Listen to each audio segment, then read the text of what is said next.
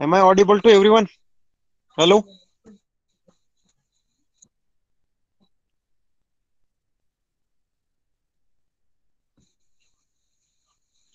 Okay. Okay, okay. Okay so friends, काही कारणास्तव आपण मागील हप्त्यामध्ये किंवा वीक मध्ये आपण एकच लेक्चर घेतलं. तर आज मी तुमचं जिओग्राफी चालू करणार आहे. ओके, जिओग्राफीचे क्लास बुक आहे का तुमच्या सोबत, टेक्स्ट बुक?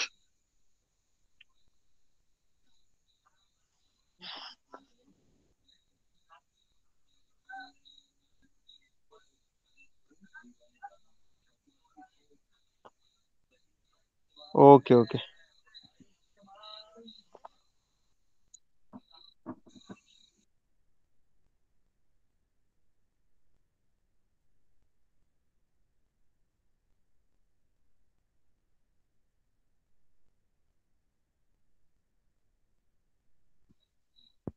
ओके. तर anybody please tell me how many chapters of your geography has completed?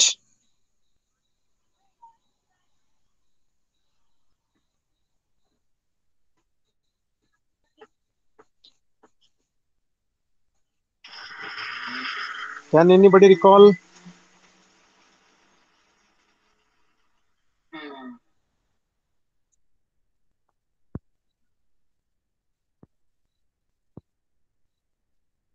Hello. Okay, till exogenetic moments, I think. Okay, so whatever the information I have got from the Vaishali ma'am, okay, your 4 chapters are already covered. Okay, today we will start. Yes, yes. Today we will start your 5th lesson. Okay, and if your fourth lesson is incomplete, we will complete that in subsequent lectures. Okay. So, are you ready for your 5th class? Shall we start it today? Okay.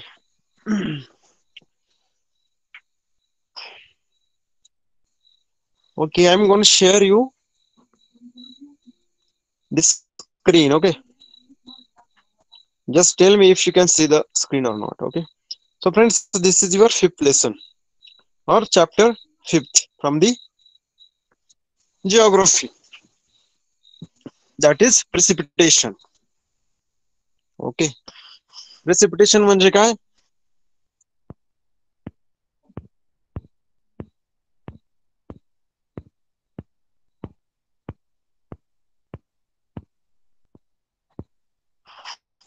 Okay, 4th lesson is very big.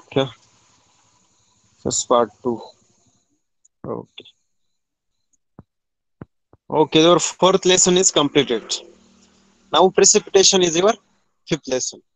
So just tell me if you can see. Okay, you can see. Is there any problem for anyone, or screen is not visible for them? Okay, everybody can see the screen. Okay, okay, so let's start then.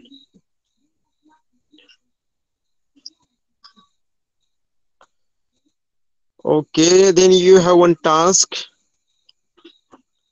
इथे तुम्हाला काही pictures दिसतील आणि थोडीफार information दिलेली आहे, तर त्याबद्दल तुम्ही थोडंसं मला सांगा. Okay, what they have told us, observe the pictures given below. A sentence describing the picture has been given.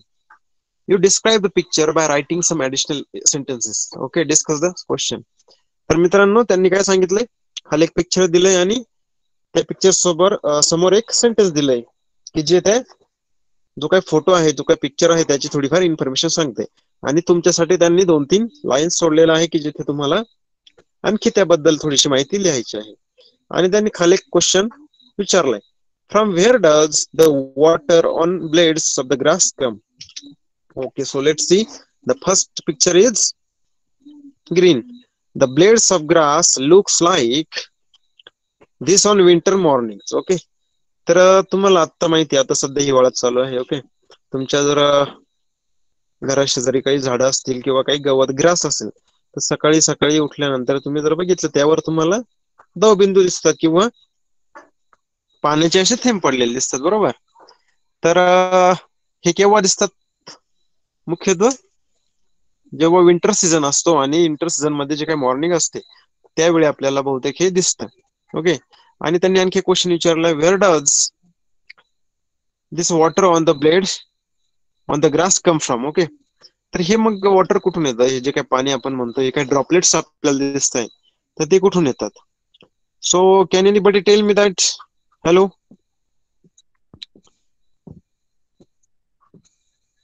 can anybody tell me that where from that water droplets or water comes on the grass? Hello, Docus Alva, use your brain. It is fog. Okay. Any other answer?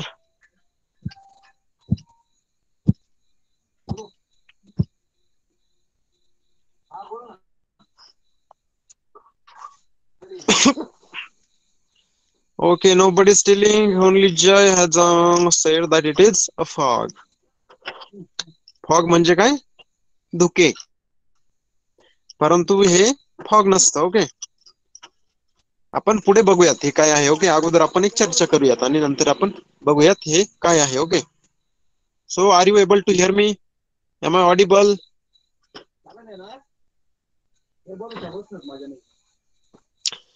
Okay, please keep writing in the chat box because your response is very important.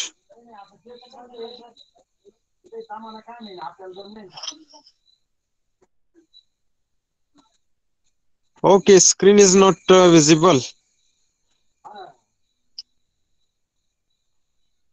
Right now it is visible. Hello.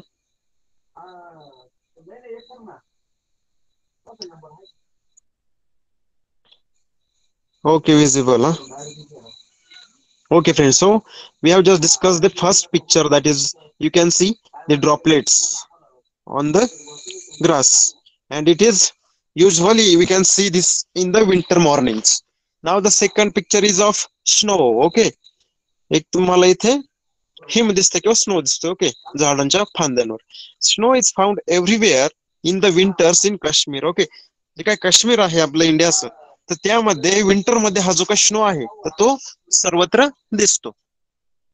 तर याबद्दल तुम्हाला आणखी काय माहिती आहे ते आपण बघूयात नंतर. परंतु why isn't snow found in our surroundings? म्हणजे आता महाराष्ट्रामध्ये सपोज तुम्ही राहता, तिथं कधीही तुम्हाला स्नो दिसणार नाही. So why it is so? Okay. तर याचा पण आन्सर आपण पुढे बघूयात.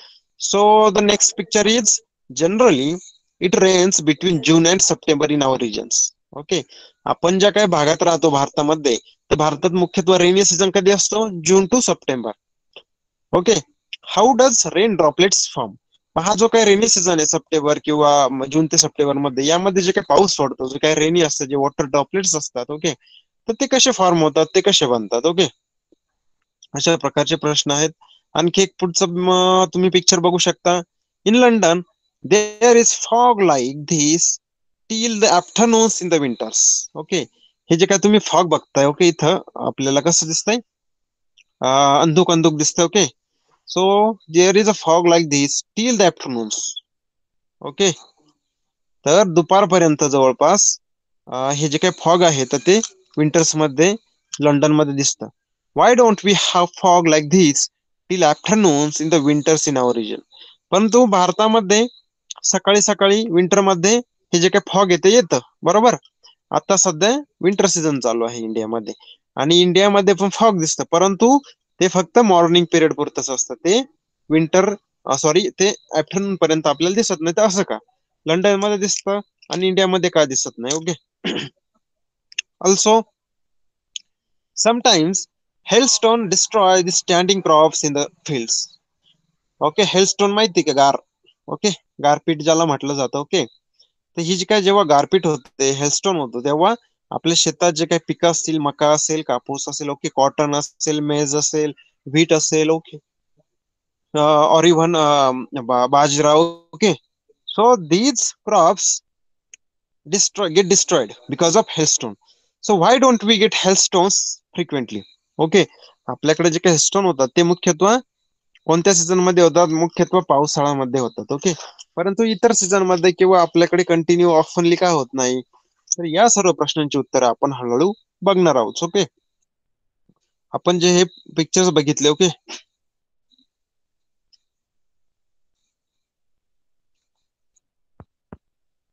okay friends, so we have just seen the some pictures. Okay, and they have asked some question regarding that. Now as the chapter progresses, we will see the reasons why this is so. They have asked some questions. Okay, so shall we continue to further?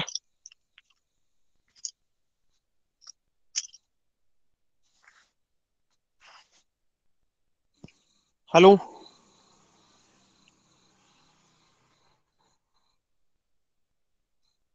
Okay, your responses are coming very slow. Okay, continue, let's start then. Okay, so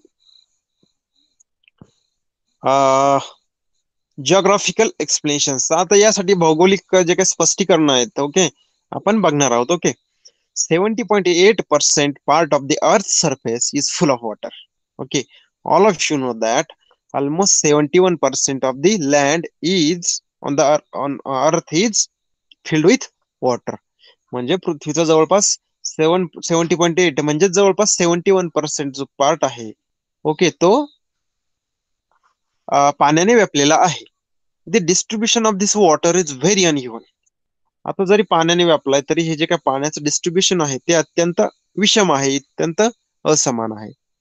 at some places the water storage is limited while it is ample at other places. म्हणजे काय, काही ठिकाणी हे जे काय वॉटरचं distribution आहे तर ते अत्यंत कमी आहे. ओके, किंवा अत्यंत लिमिटेड आहे, परंतु काही ठिकाणी हे पाणी मुबलक प्रमाणात उपलब्ध आहे. We see or we experience the different forms of condensation as shown in the pictures above and in figure 5.1. Okay, तर मित्रांनो काय, आपण जे काय वॉटरचं कंडेन्सेशन आहे. ओके, वॉटरचं कंडेन्सेशन म्हणजे काय, जे काही बाष्प आहे आपण त्याला म्हणतो. Okay, water vapours. ओके, तर त्यांना आपण जर कूल केलं तर त्यांचं पुन्हा वॉटर ड्रॉपलेट्स मध्ये फॉर्मेशन होतं, तर याला म्हणतात condensation. Okay, so we experience this condensation. Okay, आणि ते इथे पण तुम्ही बघू शकता. These forms of condensation occur due to the water vapor in the atmosphere. आता आपण काय बघितलं, हिवाळ्यामध्ये ग्रास जे आहे तर त्यावर आपल्याला वॉटर ड्रॉपलेट्स दिसतात. ओके, काश्मीर मध्ये जर आपण बघितलं तिथे आपल्याला स्नो दिसतो. ओके, कधी कधी आपण जर रेनी सीझन असला तर पाण्याचे ड्रॉपलेट्स किंवा आपल्याकडे रेनिंग होतं. ओके, तर हे काय आहे, तर हे these are different forms of condensation. Okay, आणि this occur due to water vapours in the atmosphere. आणि हे काय होतं, तर ऍटमॉस्फिअर मध्ये जे काही वॉटर वेपर्स अवेलेबल आहेत, ओके, ज्या तिथे प्रेझेंट आहेत, तर त्यांना टेम्परेचर त्यांचं कमी झालं की पुन्हा they form the water droplets or snow. Okay, so this is nothing but the condensation. As the atmospheric condition change, we see changes in the forms of condensation. म्हणजे काय, आपण जे कंडेन्सेशनचे जे टाइप्स बघितले, काय होतं, एक तर वॉटर मध्ये कंडेन्स होतं, पुन्हा जर टेम्परेचर अजून कमी झालं तर स्नो मध्ये कंडेन्स होतं. तर हे जे टेम्परेचर आहे, so these condensation types are depends on the atmospheric conditions. Okay, वातावरणाचं जे काही सपोज कंडिशन आहे, ओके, वातावरण कोणत्या पद्धतीचं आहे, तर त्यावर डिपेंड आहे की कंडेन्सेशन वॉटर मध्ये होणार की कंडेन्सेशन स्नो मध्ये होणार. Okay, on winter mornings we find dew. म्हणजे काय, आपल्याला हिवाळ्यामध्ये जे काही सकाळ असते तर तेव्हा आपल्याला ड्यू म्हणजेच दवबिंदू आढळतात. In areas located at higher altitudes snowfall occurs while it rains in other places. म्हणजे थोडक्यात काय, जे प्रदेश आहे समजा काही एरियाज ते जर हायर अल्टिट्यूडला असतील, ओके, जे काय उंच भागात असतील, तर तिथे काय होतं, स्नोफॉल होतो. Snowfalls occurs while it rains in other places. आणि इतर ठिकाणी काय होतं, जे काही हायर अल्टिट्यूडला नाही आहेत. ओके, तर त्या प्लेसेसला रेनिंग होतं. Some places experience dense fog while some experience hailstone suddenly and face crop destruction. Okay, काही ठिकाणी काय होतं, तर एक आपल्याला दाट धुकं, गडद धुकं आढळतं. ओके, कधी कधी थंडीमध्ये आपल्याला खूप धुकं येतं. आपण शेजारच्या घरी सुद्धा आपल्याला दिसत नाही. ओके, रस्त्यावरून आपल्याला दिवसा पण लाईट चालवून सुरू करून चालावं लागतं, कारण जे काही डेन्स फॉग आहे त्यामुळे आपल्याला समोरच काही दिसत नाही. तर काही ठिकाणी डेन्स फॉग, काही ठिकाणी काय होतं, हेलस्टोन्स म्हणजे गारपीट होते.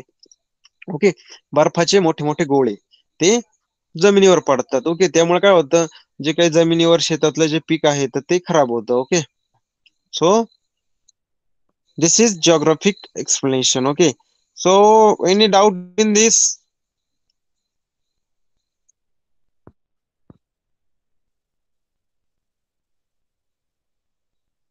ओके,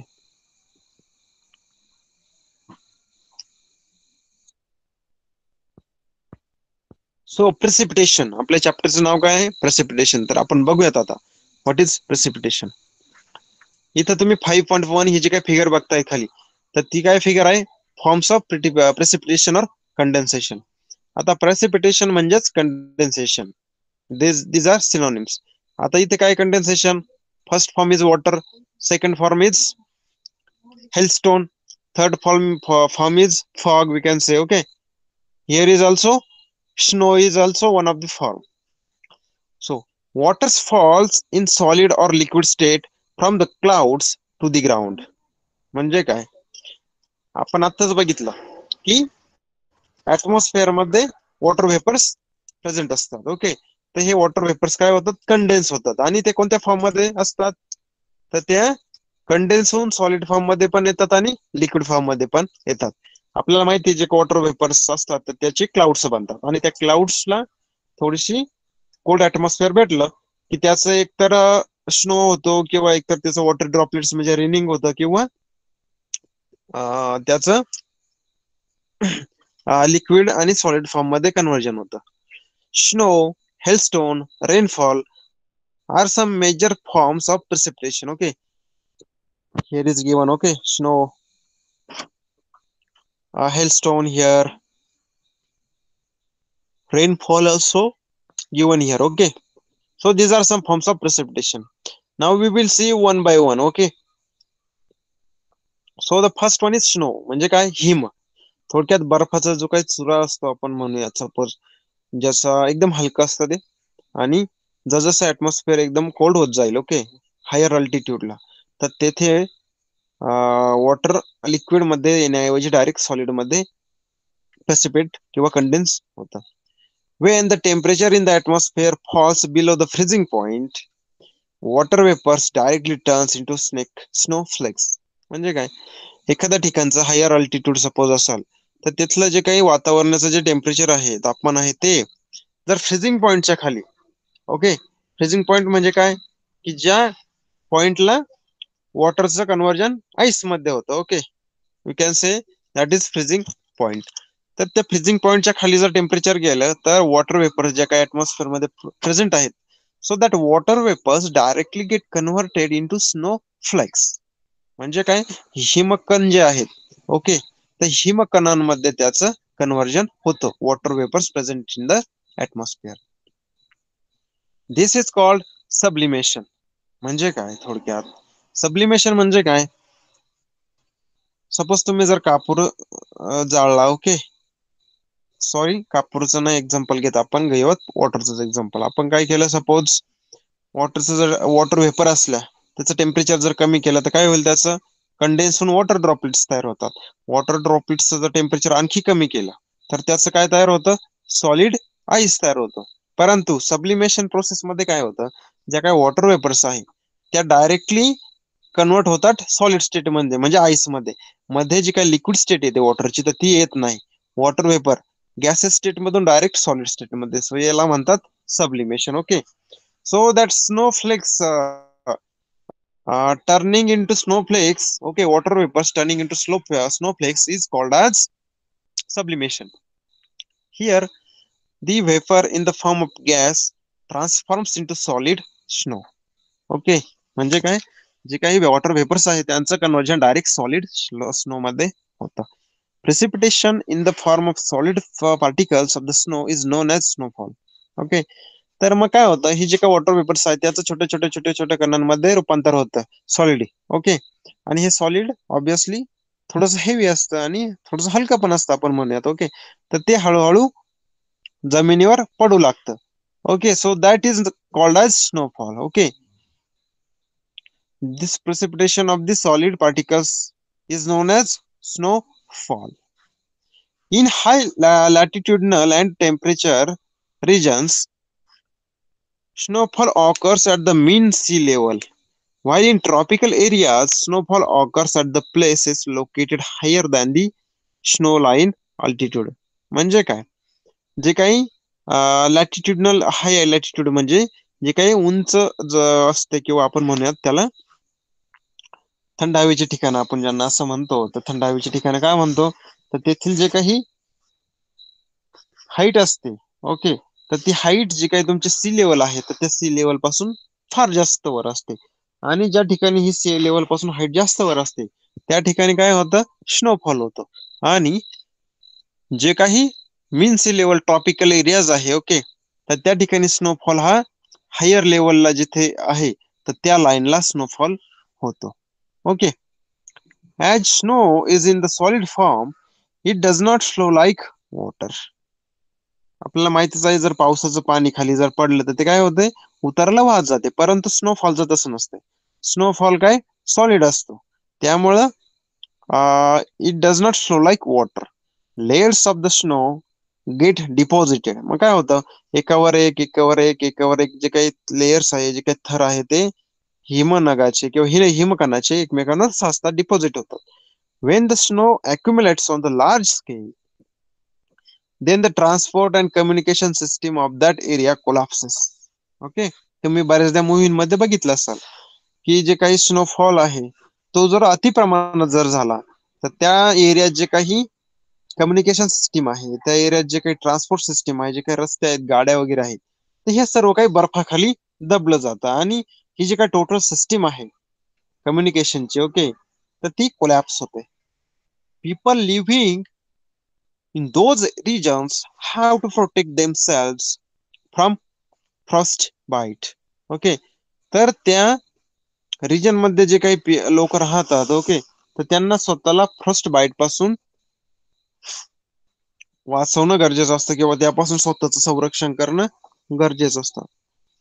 आता फ्रॉस्ट बाईटचा मिनिंग काय आहे, okay, I will tell you later on. Okay, when the snow melts the region gets water. मग ज्यावेळी थोडंसं टेम्परेचर इन्क्रीज होईल, ओके, तर तेव्हा स्नो मेल्ट होतो, त्याचं जे काही बर्फ झालेला आहे तो वितळतो आणि त्या रिजन मध्ये वॉटरची अवेलेबिलिटी होते. Okay, so this was about the snow. So did you understand? Yes, there is a difference between snowflakes and hailstones. Okay, hailstones are that are solid. Okay, and it is homogeneous. We can say, okay, it is transparent. We can see through the hailstones. Okay, but there is a snowflakes which are not as total solid. Okay, snowflakes forms because of the layers of the snow that is falling on the ground. Okay, snow is continuously falling. Okay, that's why there is a layer of the snow from one another. Okay, one over another. That's why there is like a flake. But hailstone is not like that. Hailstones are individually forms at the higher level, and when it comes down, okay, it is a single piece or it is one entity only. Okay, so do you have any doubt in this snow?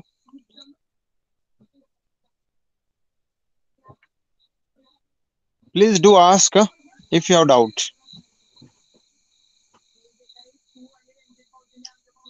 Okay, so here is some additional information given. Okay, snow capped mountains and frozen lakes. आपण जे काही काश्मीरचा photo वगैरे जर बघितला एखादा माउंटेन्सचा, तर आपल्याला काय दिसतं, जे काही माउंटेनचं जे काही हाईट आहे, ओके, हेड आहे आपण म्हणूयात, ओके, तर त्यावर आपल्याला स्नो दिसतो. So it is like cap. So that is it is called a snow capped mountains and frozen lakes. आणि जे काही त्या एरियामध्ये जे काही लेक्स असतील, जिथे वॉटर असेल, तर त्या एरियामध्ये जे लेक आहे, तर त्यावरचं जे काही वॉटर आहे, तर ते सॉलिड स्टेट मध्ये कन्वर्ट होतं आणि त्याचं बर्फ तयार होतो किंवा आईस तयार होतो.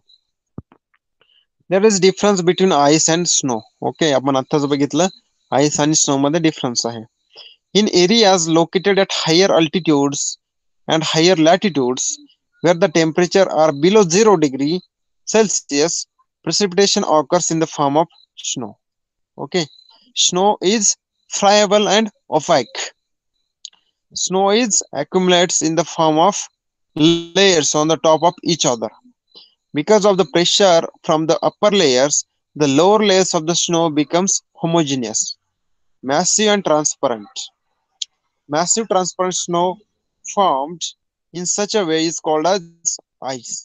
When temperature drops below freezing point, a layer of ice forms on the lake surface and this layer floats on the surface of reservoir. This ice is not related to snowfall directly. म्हणजे काय, त्यांनी स्नोचा आणि थोडासा आईसचा difference दिलेला आहे. Okay, स्नोचं काय दिलं त्यांनी, स्नो हा फ्रायबल असतो आणि ओपॅक असतो. म्हणजे काय, हा हा भुसभुशीत असतो, we can say. Okay, it is not very solid or it is not very tough. Okay, we can say or hard. And opaque, opaque म्हणजे काय, transparent. Okay, this snow accumulates in the form of layers. आताच आपण बघितलं स्नोचं काय होतंय, continuous त्याचं जो काही आहे प्रेसिपिटेशन होत असतं. ओके, त्याचं लेअर होत असतं एकावर एक. त्यामुळे काय होतं, जर जास्त लेअर जर एकमेकावर साचले, तर जे लास्टचं लेअर आहे त्यावर वरच्या लेअरचा प्रेशर येतो आणि मग ते खालचं लेअर आहे त्याचा ऑलरेडी आईस मध्ये कन्व्हर्जन होतं. कारण जर त्यावर जास्त प्रेशर आला, वरच्या लेअरचं जास्त वेट जर पडलं, तर काय होतं, ते होमोजिनियस होऊन जातं. आपण त्याचे जे काही हिमकण असतात, तर ते कण कण न राहता किंवा ते पार्टिकल्स न राहता त्याचं आईस मध्ये कन्व्हर्जन होतं. Okay, so this is called as ice. Then massive transparent snow formed is called as ice.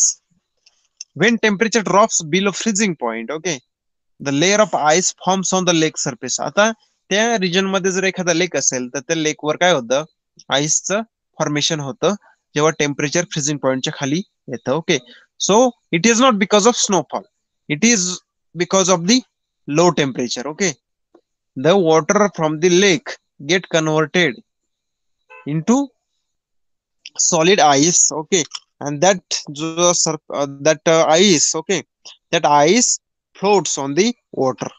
Okay, आणि हे जे काही वरचं लेअर आहे आईसचं जे फॉर्मेशन होतं, ओके, लेक वरचं, तर ते लेअर वर तरंगतं. Okay, it floats and the water below that layer does not get converted into ice. आणि मग त्यामुळं खालील जे काही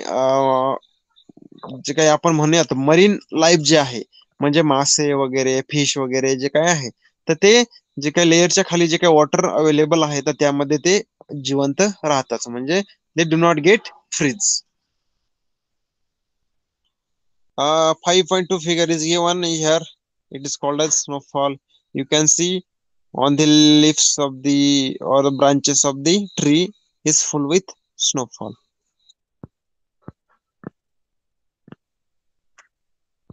Okay, so did you understand this?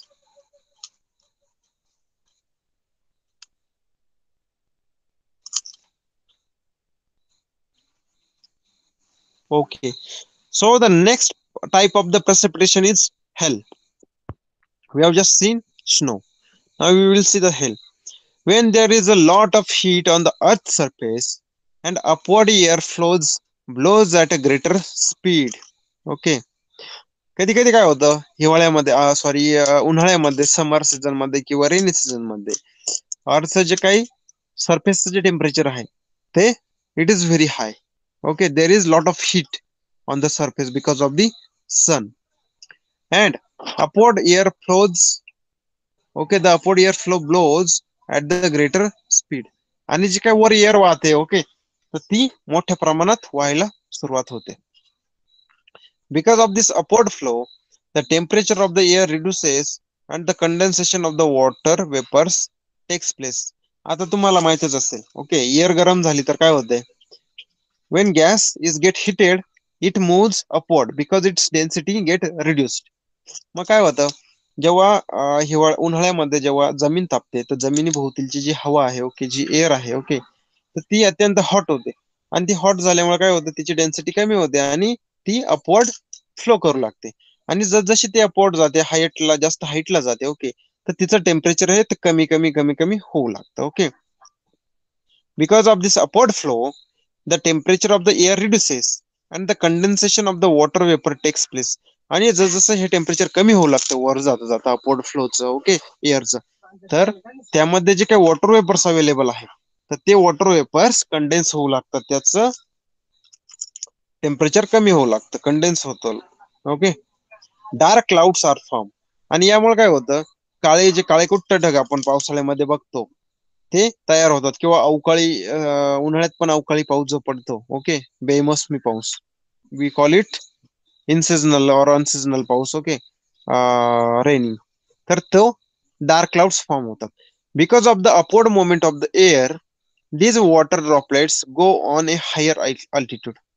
आता काय होतं, जे काही आपण बघितलं आताच की जी काही हायर टेम्परेचरची एअर आहे ती अपवर्ड मूव्ह करू लागते विथ दी स्पीड, आणि त्याबरोबर जे काही वॉटर कंडेन्स झालं आहे ते वॉटर कंडेन्स झालेलं ते सुद्धा या अपवर्ड फ्लो सोबत वर जाऊ लागतं.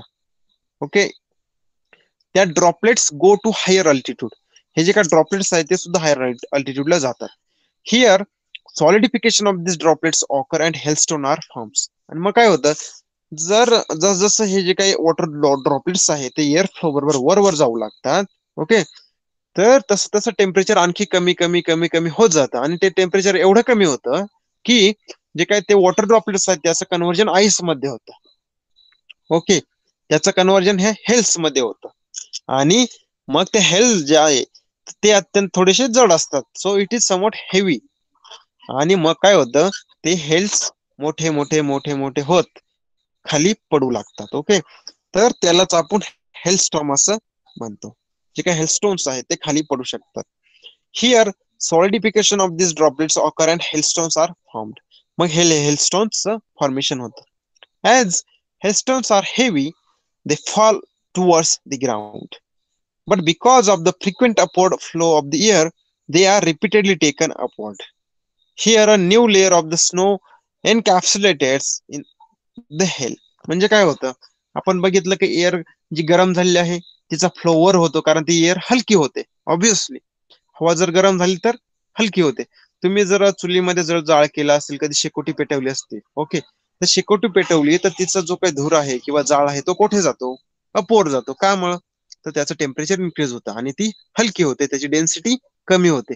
मग आपण बघितलं की ही जी काही डेन्सिटी कमी झाली, एअर वर जाऊ लागते with the high speed. Okay, वर जाता जाता त्यामध्ये जे वॉटर व्हेपर्स असतात त्याचं कंडेन्सेशन होतं, वॉटर ड्रॉपलेट मध्ये फॉर्म होतात. परंतु वॉटर जे काही एअरचा फ्लो आहे तो जास्त असतो अपवर्ड जाण्यासाठी.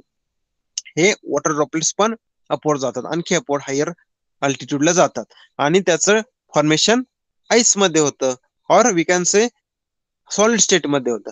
मग ते काय होतात, त्याचं टेम्परेचर, सॉरी, त्याचं जे काही टेम्परेचर आणखी कमी आहे आणि त्याचं जे काही वेट आहे ते जास्त असल्यामुळे ते हेलस्टोन आहे ते खाली यायचा प्रयत्न करतात.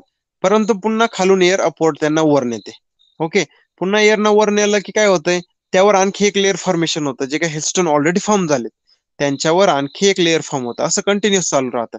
मग काय होतं, त्याचं लेयर एवढे वाढतात, त्या हेलस्टोनचा जो काही साईज आहे तो एवढा मोठा होतो की पुन्हा एअरच्या अपवर्ड मोमेंट सोबत ते वर जात नाही, तर ते सर्वजण खाली येऊ लागतात, सर्वजण जमिनीवर येतात. ओके, ते hailstone. So this happen quiet a few times. मग हे जे काही इनकॅप्सुलेटेड किंवा जे काही लेअर फॉर्मेशन आहे हेलस्टोन्सवर हे कंटिन्यू चालू राहतं काही काळापर्यंत. आणि hence concentrate layer are found while the hell grow in size. जे हेल आहे तर ते साईज मध्ये ग्रो होतात. This big heavy hailstones fall rapidly to ground because of the gravity. आणि ऑलरेडी जे काही ग्रॅव्हिटी प्रेझेंट आहे त्यामुळे हे हेलस्टोन आहे ते मोठ्या साईजचे असल्यामुळे फास्ट मध्ये खाली पडू लागतात. We call precipitation of this type as health showers. Okay, याला गारपीट असं म्हटलं जातं. गारा तुम्ही बघितल्या असतील, हातात पण घेतल्या असतील. पावसाळ्यात कधी कधी आपल्या घरावर पडतात टप टप टप टप टप टप. ओके, गारांचा खचही पडतो दरवाजासमोर आणि त्या लगेच वितळून पण जातात.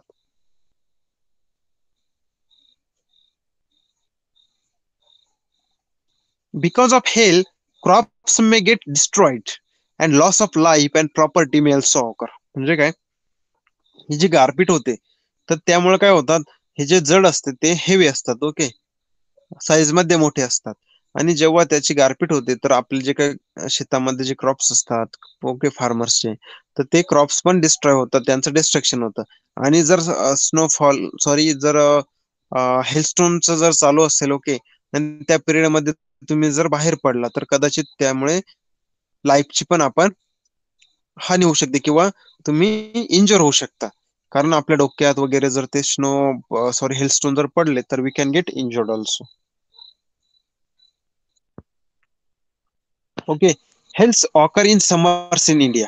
ओके, आपल्याला माहिती आहे हेल्थ मुख्यत्वे भारतामध्ये समर मध्ये होतात, कारण समर मध्येच टेम्परेचर एअरचं जास्त असतं आणि समर मध्येच एअर ही अपवर्ड फ्लो करते. Okay, Africa and in some parts of the south east Asia health do not occur at equatorial areas because of the heat in the atmosphere. Hence do not occur in cold zones because lack of upward flow.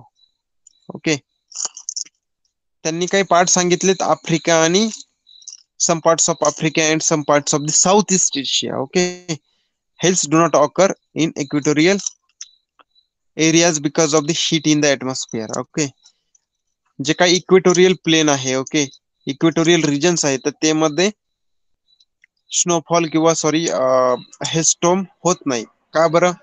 कारण temperature खूप जास्त असते.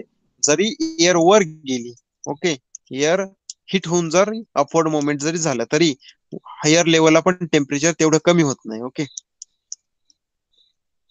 आणि जे काही cold zones आहे, okay, शीत प्रदेश आहेत, okay, शीत कटिबंधात जे प्रदेश आहेत तर तेथे स्टोन होत नाही, कारण तेथे एअरचा अपवर्ड फ्लो नसतो. So did you guys understand the about the hailstones, hails, how the formation of the hail occurs? You might ask this question in the exam. Okay, how hails are formed? There is a scientific process behind this. Okay, there is a reason. Okay, there is scientific reason behind this. Okay.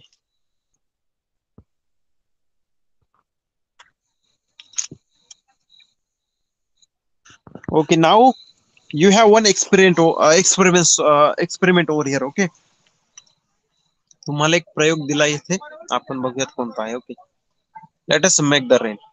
आपल्याला आता पाऊस पाडायचा आहे. Okay, घरच्या घरी पण तुम्ही हा प्रयोग करू शकता. आता तुमचा क्लास चालू नाही, नाहीतर तुमच्या क्लासमध्ये तुम्हाला हा एक्सपेरिमेंट परफॉर्म करता आला असता. ओके, इवन घरी पण तुम्हाला हा एक्सपेरिमेंट परफॉर्म करता येईल. Okay, so gather the following material. खालच्या काही गोष्टी तुम्हाला कलेक्ट करायच्या आहे, गोळा करायच्या आहेत. A vertical glass container with metal lead. Okay, एक ग्लासचं कंटेनर बघायचं आहे तुम्हाला. ओके, काचेचं भांड. ओके, की ज्याचं त्याला मेटल लीड आहे, त्याचं झाकण मेटलचं असेल. ओके, धातूचं झाकण. नेल, ओके, खिळे शोधायचे तुम्हाला काही. हॅमर, हातोडा. हॉट वॉटर, थोडस गरम वॉटर, कोमट. आईस क्यूब्स, ओके, बर्फाचे काही खडे आपल्याला पाहिजे आहेत. ओके, तुकडे काही पाहिजे आहेत. पुन्हा हँडफुल ऑफ सॉल्ट आणि थोडस मीठ. Okay, take the container. आता पुढे प्रोसिजर दिली काय काय करायची. Take the container with the metal lid. एक काचेचं भांड घ्यायचंय ज्याची काय झाकण हे लोखंडी किंवा धातूचं आहे. Okay, remove the lead. त्याचं झाकण काढायचं आहे.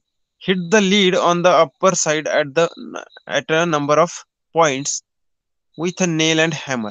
ओके, तुम्हाला काय घ्यायचंय, एक खिळा जो दिलाय.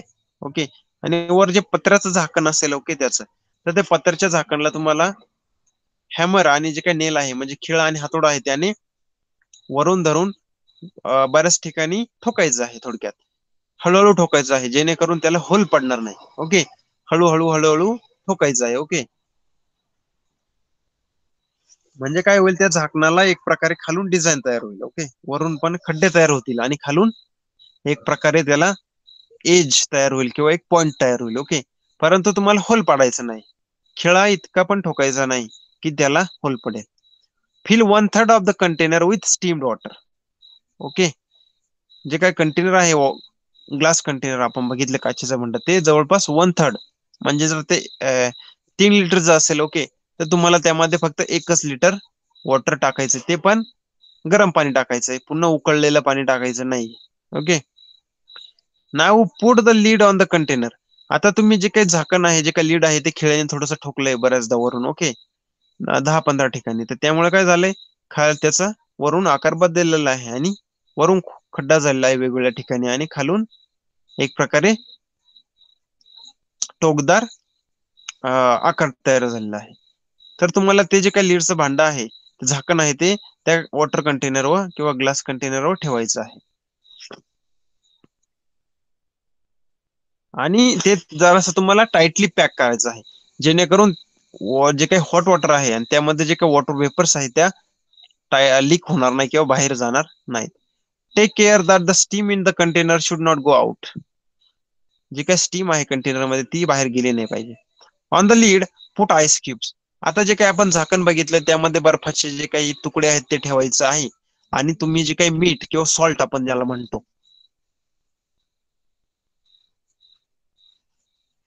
तर ते सॉल्ट सुद्धा त्यावर टाकायचं आहे आणि थोडस वॉटर पण आपल्याला त्या जे काही झाकण आहे त्यावर टाकायचं. आता तुम्ही इथे बघू शकता, एक फोटो काढलेला आहे. ओके, तुम्ही बघू शकता काचेचं भांड आहे, त्यावर एक झाकण ठेवलेलं आहे आणि ऑलरेडी त्या झाकणाला खिळ्याने थोडे थोडे आकार बदललेला आहे त्याचा.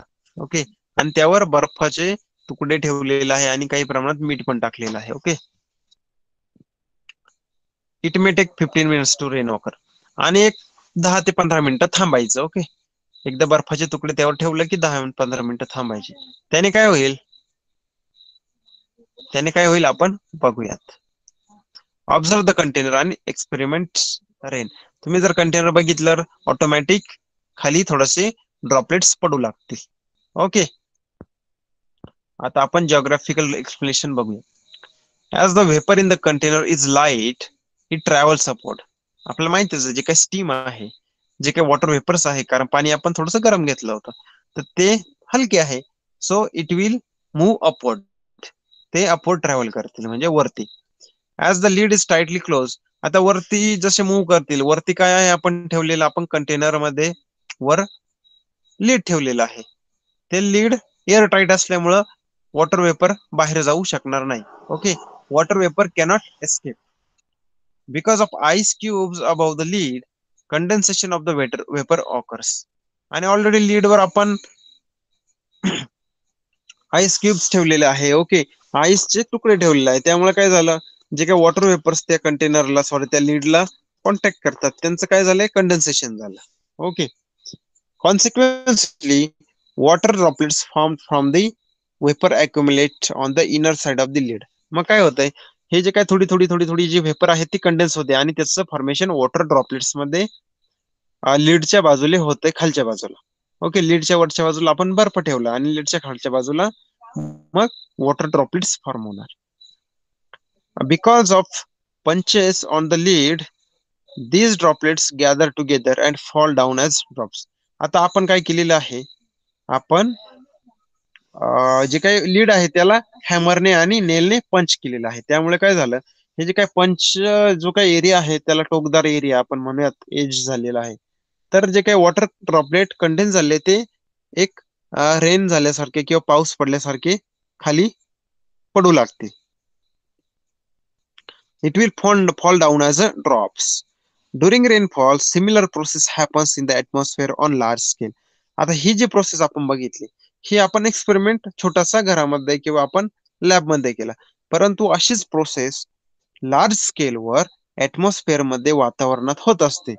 आपण जे काही ढग बघतो, हे ढग म्हणजे काय आहेत, तर हे ढग म्हणजे वॉटर वेपर्स आहेत आणि हे ढग अत्यंत उंचावर जातात. ओके, आणि उंचावर गेल्यानंतर टेम्परेचर कमी होतं. ओके, म्हणजे थोडक्यात आपण जे काही वरती बर्फ ठेवलाय अशा पद्धतीच कमी टेम्परेचर वरती ऍटमॉस्फिअर मध्ये होतं आणि त्यांचं फॉर्मेशन जे काही वॉटर वेपर जे क्लाउड्स आहे त्यांचं फॉर्मेशन हे वॉटर ड्रॉपलेट्स मध्ये होतं आणि आपण जसं ह्या एक्सपेरिमेंट मध्ये बघितलं तसंच ऍटमॉस्फिअर मध्ये पण आपल्याला मग रेनफॉल एक्सपिरियन्स करायला मिळतो. Okay, so did you understand this process? What is the reason behind the rainfall? How the rainfall occurs? What is the clouds made up of? Okay, clouds म्हणजे वॉटर वेपर्स असतात ते जास्त हाईटला असतात तिथे temperature कमी असतं मग ते जे काही वेपर आहे त्याचं कंडेन्सेशन होऊन त्याचं ड्रॉपलेट्स फॉर्म होतात आणि ते ड्रॉपलेट्स ग्रॅव्हिटीमुळे खाली पडतात आणि त्यालाच आपण रेनफॉल असं म्हणतो. Okay, sorry not very difficult. Okay, you guys have understood.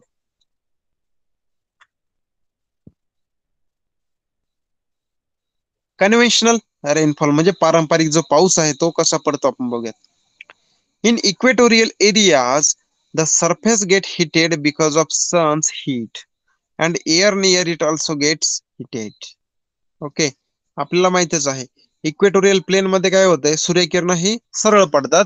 Okay, सूर्यकिरण ही सरळ पडतात त्यामुळं त्यांचं टेम्परेचर हे जास्त असतं आणि ह्या जास्त टेम्परेचर मध्ये मुळे जो काही सरफेस आहे अर्थचा तो हीट होतो and because of the sun's heat and the air near it also get heats. आता आपल्याला माहिती आहे जमिनीवर काय असते हवा असते. ओके, तर ही हवा पण मग जमीन तापल्यामुळे हवा पण किंवा ही जी काही एअर आहे ऍटमॉस्फेरिक ही पण हॉट होते किंवा ही पण हीट होते. And we have just seen जर एअर जर गरम झाली तर काय होते इट गेट्स लाइटर, ती हलकी होते तिची डेन्सिटी कमी होते. As it gets heated it spreads and become lighter and moves upward. आता जी काही हलकी वस्तू आहे ती काय होती ऑलरेडी हवेमध्ये उडते किंवा अपवर्ड मोमेंटला जाते. तर मग ही जी काही जमिनीवरची गरम झालेली एअर आहे ती अपवर्ड मूव्ह करायला चालू होते की ते ट्रॅव्हल करायला चालू होते. The moisture holding capacity of the cold air is less.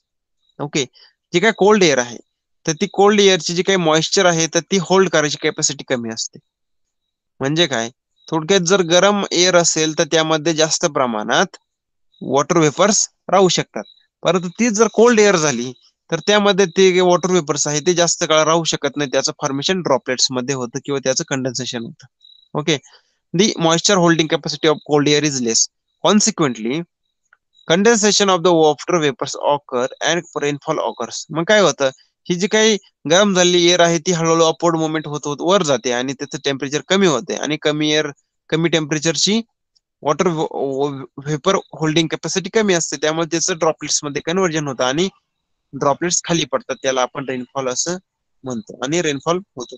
In equatorial areas such type of rainfall occurs almost daily in the afternoon. Okay, जे काही विषुववृत्तीय प्रदेश आहे आपण त्यांना म्हणतो इक्वेटोरियल प्लेन तर ते इक्वेटोरियल जे एरियाज आहे तर त्या ठिकाणी कंटिन्युअस टेम्परेचर जरासं हाय असल्यामुळं संध्याकाळच्या वेळी किंवा दुपारच्या वेळी दररोजच पाऊस पडतो त्याला आपण काय म्हणतो almost daily in the afternoon मध्ये तिथे डेली पाऊस होतो दुपारी. Rainfall is accompanied by lightning and thunder आणि त्यावेळेस काय होतं हा जो रेनफॉल होतोय तिथे लाइटनिंग होते. ओके, थंडरिंग होते म्हणजे काय होते वीज चमकतात ढगांचा गडगडाट होतो. Okay, thunder. The Congo basin of the Africa and the Amazon basin in the south America experience conventional rainfall. म्हणजे काय हा जो कन्व्हेन्शनल रेनफॉल आहे म्हणजे हा डेली किंवा कंटिन्युअस होणारा रेनफॉल आहे तो कुठे होतो इक्वेटोरियल प्लेन्स मध्ये म्हणजे कॉंगो बेसिन ऑफ जे काय कॉंगो रिजन आहे. ओके, कॉंगो नदीचा जो काही बेसिन आहे आफ्रिकेमध्ये आणि अमेझॉनचा जो बेसिन आहे अमेझॉन नदीचा साऊथ अमेरिकामध्ये. ओके, तर तेथे मुख्यत्वे हा जो काही कन्व्हेन्शनल रेनफॉल आहे तो मुख्यत्वे आपल्याला दिसून येतो किंवा दुपारी तेथे रोज पाऊस पडतो असं आपण म्हणूयात. Such a rainfall occurs in a very limited area in the world. हा जो काही पाऊस आहे आपण त्यांना वर्षावाणी असं म्हणतो. ओके, तिथे कंटिन्युअस पाऊस पडतो. ओके, अमेझॉन आफ्रिका ओके काही ठिकाणी तर हा जगातील ठराविक प्रदेशामध्येच रेनफॉल होतो conventional. Okay, here is the conventional rainfall given. Okay, in the upward direction of air. Okay, it goes upward, cloud is formed, temperature of the air, that cloud get lowered because of the height, and that because of the height temperature is very low. Because of that, the water vapor in the cloud get converted into droplets, water droplets, and that water droplets come as or if fall as rain. Okay, we call it as rain.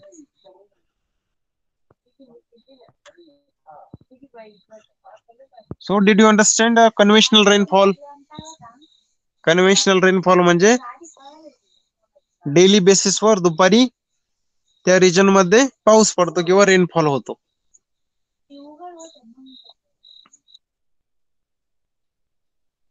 Am I audible to everyone?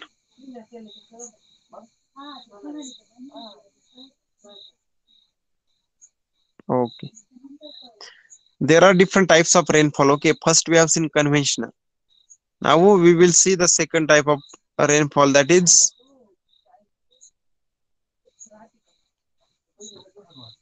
orographic rainfall. Let's see what is orographic rainfall. Winds coming from lakes or seas are moisture laden. म्हणजे जे काही वारा येतोय suppose समुद्राकडून, okay, किंवा जे काही समुद्र सपाटीवरून जो वारा येतोय आणि जे काही वेगवेगळ्या ठिकाणी जे काही धरणं असतील किंवा जे काही लेक असतील, तळे, तर त्या ठिकाणावरून जो वारा येतोय तर त्या वाऱ्यामध्ये मॉइश्चरचं कंटेंट मोठ्या प्रमाणात असतं. They are obstructed by the high mountain ranges. आणि काय होतं, जर समुद्राकडून मोठ्या प्रमाणात वारा वाहत वाहत जर जमिनीवर आला, ओके, आणि तेथे जर एखादा मोठा माउंटेन असला, ओके, तर काय होतं, हा जो काही वारा आहे तर तो वारा माउंटेनवर अडवला जातो, कारण माउंटेनची हाईट जास्त असते. तर हा जो वारा अडवला जातो त्यामध्ये मोठ्या प्रमाणात मॉइश्चर असतं, कारण तो सी किंवा लेक या भागातून आलेला असतो. They start going upward along with the slope of the mountains. मग काय होतं, हा जो पाऊस आहे, ओके, हा सपोज आपल्याला माहिती आहे माउंटेन कसा हाईटला slow slow slow slow height height height होत जाते, ओके, एकदम तो स्ट्रिक्ट नसतो.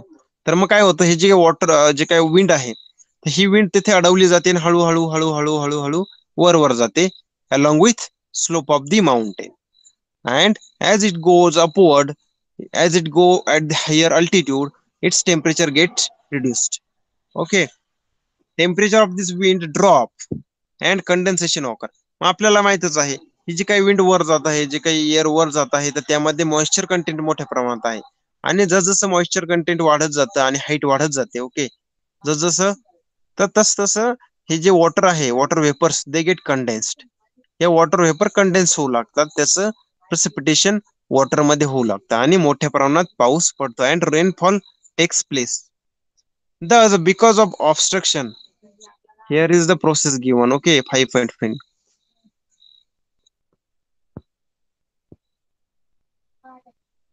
Okay, 5.5 a figure given orographic rainfall. Okay, you can see one lake or sea here. Okay, and from that there is a wind flowing towards the mountain, and mountain is having very high height. Because of that, that air goes upward and formation of the cloud, and also temperature get reduced, and that cloud is converted, the vapor from that cloud get converted into droplets. Okay, you can easily see the picture here, over here. Okay, thus because of obstruction of the mountains, this type of rainfall occurs. The windward side of the mountains gets more rain, amount of the vapor in the air reduces after crossing the mountain, and the moisture loading capacity holding capacity of the air increases. The leeward side of the mountain gets lesser rainfall, and hence this area is identified as the rain shadow area. Okay, figure A and B. Okay मित्रांनो, figure A मध्ये तुम्ही बघू शकता C आहे.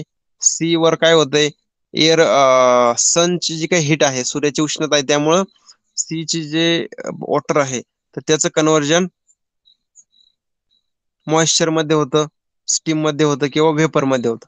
आणि ही जी vapour आहे, okay, ही vapour विंडद्वारे माउंटेनकडे travel करू लागते. माउंटेनची हाईट जास्त असल्यामुळे काय होते, ही जी एअर आहे ती माउंटेन सोबत वर वर वर वर जाते हाय हाय अल्टिट्यूडला.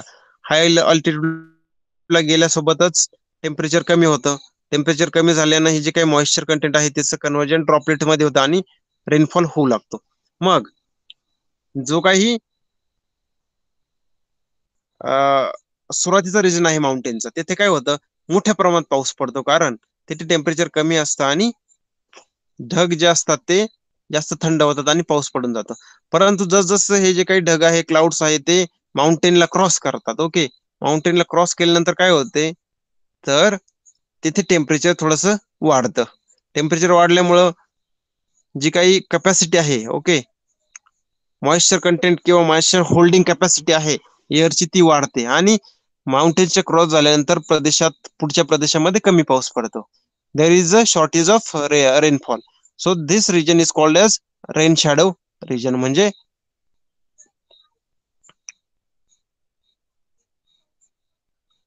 तेथे पर्जन्यमान अत्यंत कमी होतं किंवा तेथे पाऊस अत्यंत कमी होतो. ओके, त्याला रेन शॅडो, ओके, पर्जन्य छाईचा प्रदेश असं म्हटलं जातं.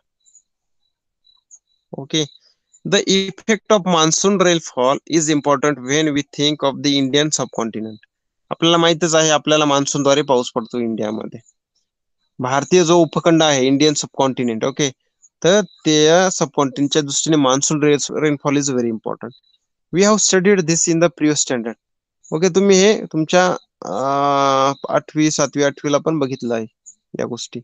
The rainfall occurring in the India because of this wind is orographic type of windfall. Okay, इंडियामध्ये ओरोग्राफिक टाइप ऑफ विंडफॉल मोठ्या प्रमाणात होतो. Okay, so this was orographic rainfall. Before that, we have seen conventional rainfall. So, do you have any doubt in the topic that we have covered today?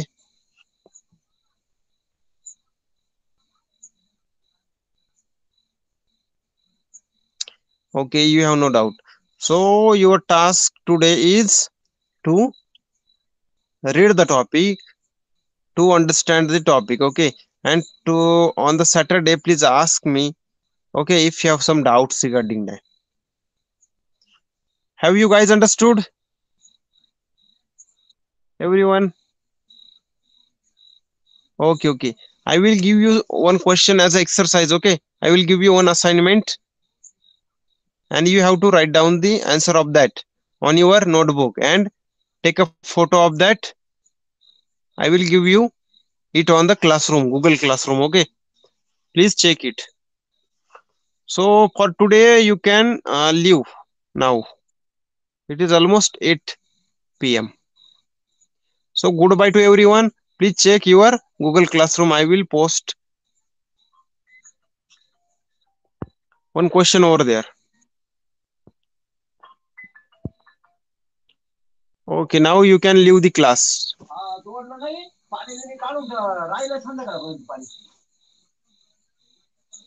पाणी तिथे राहिलं म्हणलं, जोडलं बिडलं नाही ना म्हणलं, तिथं ते दोन पाणी तिथे जागेवर भरू ना. बांधलं ना बरं, राहिले 2-3 जण बांधून. हा, सावरायचंच राहिलंय, बाकीचे झाले बांधून. हा हा.